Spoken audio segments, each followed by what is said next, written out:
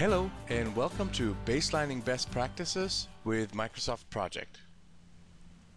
The baseline reflects the schedule agreed upon at the start of the project, as well as any approved changes along the way.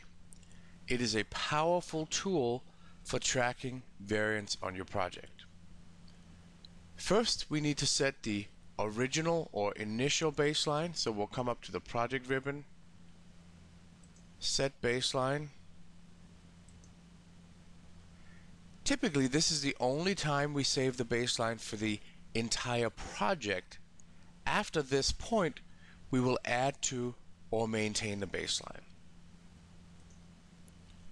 You will notice that the work values have copied into baseline work, finish copied into baseline finish, and cost been copied into baseline cost.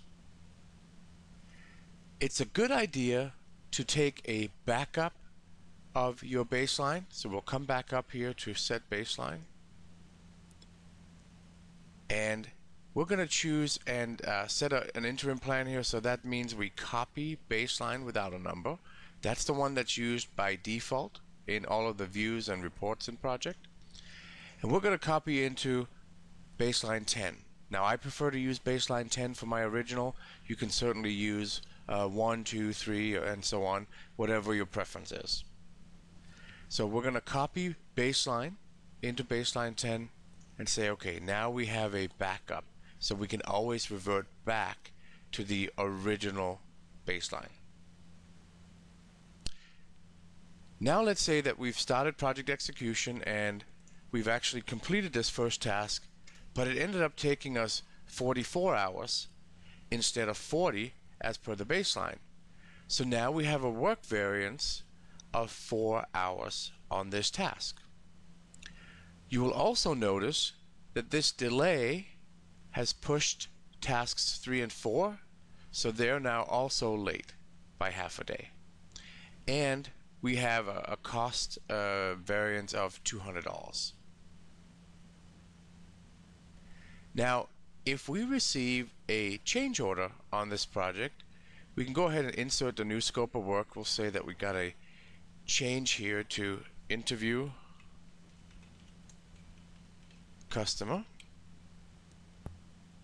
And this task is also 20 hours worth of work. It has to be done after we interview the executives and before we interview the end users. So we're just going to go ahead and link these 3 tasks. And then we'll assign it to a team member on the project. Now, you may insert many tasks in different places in your schedule, so it's a good idea at this point to inactivate the new scope of work. The reason we do that is so that when we activate it again, change highlighting will show us where what tasks are impacted by the new scope of work. So when I activate it, you will see that in addition to the new tasks, we have these 2 tasks here, interview end user and functional requirements complete, are impacted, and change highlighting tells us that right here. This is a very effective technique to use in a large schedule where you may have hundreds of lines and you want to be able to identify what the impact is of taking on a new scope of work. So because we don't want to overwrite the overage we've had to date, we simply select the new scope of work and the tasks that were impacted. And now we go up and set the baseline, not for the entire project, but for selected tasks. And we want to be sure to roll up into summary tasks so that we don't see a variance at the project level.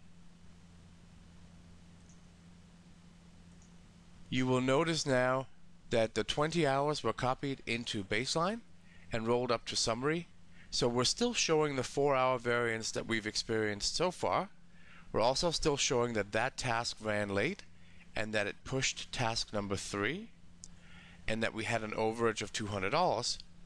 But we now have a new approved scope of work that's 20 hours, which is going to cost us $1,000, and our finish date is now December 18th.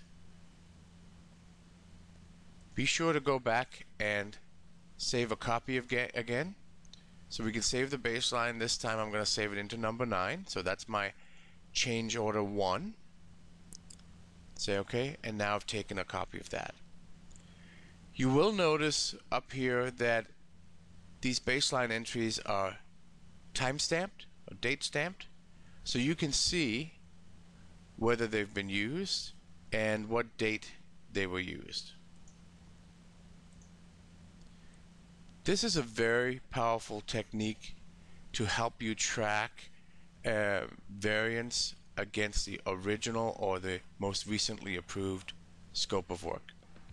Give it a try and see what you think, and be sure to leave us some feedback.